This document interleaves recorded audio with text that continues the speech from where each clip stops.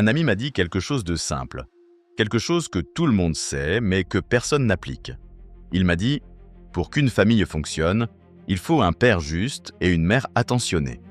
Quelqu'un qui protège, quelqu'un qui écoute, et surtout, quelqu'un qui fait passer les enfants avant lui-même. Et puis il a ajouté, un pays, c'est exactement la même chose.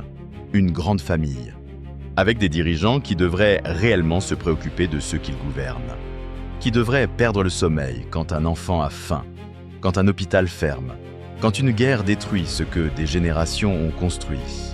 Mais en 2026, qui perd le sommeil? Qui tremble? Qui a peur des conséquences? Personne. Parce que ceux qui décident des guerres ne les subissent jamais. Ceux qui appuient sur le bouton ne dorment pas dans les décombres. Ceux qui signent les ordres ne pleurent pas leurs enfants. Alors aujourd'hui, on va poser une question que peu de gens osent formuler à voix haute. Et si on leur envoyait la facture? Et si, légalement, on pouvait confisquer leurs biens, saisir leur fortune et utiliser cet argent pour réparer ce qu'ils ont détruit? Ce n'est pas un fantasme, c'est une idée qui existe déjà dans le droit. Et c'est exactement ce qu'on va explorer, sous la surface. La Fontaine l'écrivait il y a plus de 3 siècles. Le loup mange l'agneau. Non pas parce qu'il a raison, mais parce qu'il est plus fort. En 2026, cette fable n'a pas pris une ride. Elle est même devenue le manuel de politique étrangère de plusieurs grandes puissances. Regardez le monde tel qu'il est, pas tel qu'on vous le présente dans les sommets internationaux, entre sourires protocolaires et poignées de main calibrées. Le monde réel, c'est celui où un pays peut en envahir un autre, bombarder des hôpitaux, affamer des populations civiles et rester assis à la table du Conseil de sécurité des Nations Unies le lendemain. Le droit de veto, 5 pays le détiennent. 5 pays peuvent bloquer toute résolution, toute sanction, toute action collective. Et parmi ces 5 pays, certains sont eux-mêmes accusés des pires violations du droit international. C'est comme si, dans une famille, le père violent pouvait voter pour empêcher qu'on lui retire la garde de ses enfants. Qu'est-ce qui rend un dirigeant belliqueux?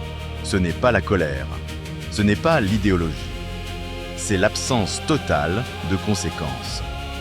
Quand vous savez que vous ne serez jamais jugé, jamais arrêté, jamais dépossédé de quoi que ce soit, pourquoi vous arrêteriez-vous? La Cour pénale internationale a été créée précisément pour ça.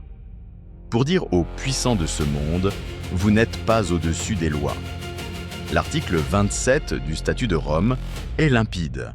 La qualité de chef d'État n'exonère en aucun cas de la responsabilité pénale. Belle phrase. Sur le papier. Mais dans la réalité, en 2026, la CPI fait face à des sanctions américaines contre ses propres responsables. La Russie a placé le président de la Cour sur sa liste de personnes recherchées. Les juges doivent désormais se déplacer en véhicule blindé. Réfléchissez à l'absurdité de la situation. Le tribunal créé pour juger les criminels de guerre est lui-même menacé par ceux qu'il est censé juger. Et pendant ce temps, aucun nouveau procès n'a pu s'ouvrir. Les mandats d'arrêt s'accumulent, mais les accusés restent libres.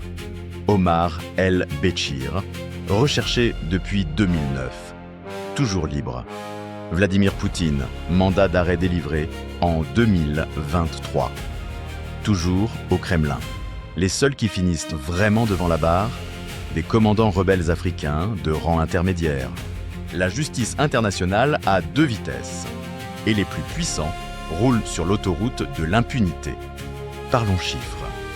Pas ceux qu'on brandit dans les conférences de presse. Les vrais. Quand un pays est détruit par la guerre, ce ne sont pas les dirigeants qui paient, ce sont les gens ordinaires, ceux qui n'ont jamais demandé cette guerre, ceux qui se réveillaient le matin pour aller travailler, pour emmener leurs enfants à l'école, pour construire quelque chose.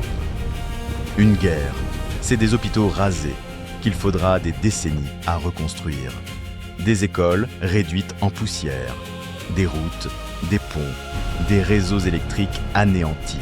C'est une génération entière qui ne connaîtra pas l'éducation. C'est des traumatismes qui se transmettent de parents à enfants. Et pendant ce temps, celui qui a donné l'ordre de détruire vit dans un palais. Ses enfants étudient dans les meilleures universités étrangères. Ses comptes bancaires prospèrent dans les paradis fiscaux. Ses navires de plaisance naviguent en Méditerranée. La vraie question n'est pas « est-ce injuste ?» Tout le monde sait que c'est injuste. La vraie question, c'est « pourquoi on accepte ça ?» Maintenant, imaginons. Imaginons un monde où chaque dirigeant qui déclenche une guerre illégale sait qu'il y aura un prix à payer. Pas un discours de condamnation à la tribune de l'ONU. Pas une sanction symbolique. Un prix réel, personnel, financier. Ses comptes bancaires, gelés, ses propriétés à l'étranger, saisis, ses investissements, confisqués, et tout cet argent redirigé vers la reconstruction de ce qu'il a détruit. Utopique, pas tant que ça, parce que ça existe déjà. En France, l'affaire des biens mal acquis a fait jurisprudence. Théodorine Obiang, vice-président de Guinée équatoriale, a été définitivement condamné pour blanchiment de détournement de fonds publics. Résultat, ces biens en France, estimés à 150 millions d'euros, ont été confisqués. Et la France a créé un mécanisme légal pour que cet argent soit restitué aux populations spoliées, via des programmes de développement. Ce n'est pas de la fiction, c'est du droit qui fonctionne. Et à une échelle bien plus grande, la question se pose déjà pour les avoirs russes gelés après l'invasion de l'Ukraine. Des centaines de milliards d'euros immobilisés dans les banques occidentales. Gelés, oui, mais pas encore confisqués. Parce que la différence entre gelé et confisqué, c'est la différence entre mettre un voleur en garde à vue et lui reprendre ce qu'il a volé. Si l'idée est si logique, pourquoi elle n'est pas appliquée? La réponse tient en 3 mots. Rapport de force. Premièrement, les puissances qui devraient être jugées sont celles qui contrôlent les institutions censées les juger. Les États-Unis n'ont jamais ratifié le statut de Rome. La Russie s'en est retirée. La Chine non plus n'est pas membre. Les 3 plus grandes puissances militaires du monde sont hors de portée de la justice internationale. Deuxièmement, la confiscation de biens souverains pose un problème juridique profond. Geler des avoirs, c'est temporaire et réversible. C'est une mesure de pression.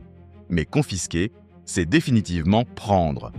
Et le droit international, tel qu'il existe aujourd'hui, n'offre pas de base juridique claire pour cette dépossession permanente en dehors d'un traité de paix ou d'une condamnation. Troisièmement, il y a la peur du précédent. Si demain on confisque les avoirs d'un pays, qu'est-ce qui empêche un autre pays de faire la même chose avec les vôtres? Le système financier mondial repose sur la confiance, et la confiscation, même justifiée, ébranle cette confiance. Mais soyons honnêtes, ces arguments sont réels, mais ils sont aussi très commodes pour ceux qui bénéficient du statu quo. On vous dira que c'est impossible, que c'est naïf, que le monde ne fonctionne pas comme ça. Mais l'histoire dit le contraire. Après la Première Guerre mondiale, le traité de Versailles a imposé à l'Allemagne des réparations massives. Transfert de biens, d'équipements, paiement en or. L'idée était simple, celui qui détruit paie. On peut débattre des montants, des excès, des conséquences, mais le principe existait. Après la Seconde Guerre mondiale, les procès de Nuremberg ont établi un précédent fondamental. Un chef d'État peut être jugé et condamné pour ses crimes. Sa position ne le protège pas. Sa puissance ne le sauve pas. Et plus récemment, la confiscation des biens de Théodorine Obiang en France prouve qu'un mécanisme concret de restitution peut fonctionner. L'argent volé peut être rendu aux populations. Ce n'est plus de la théorie. Alors oui, on peut le faire.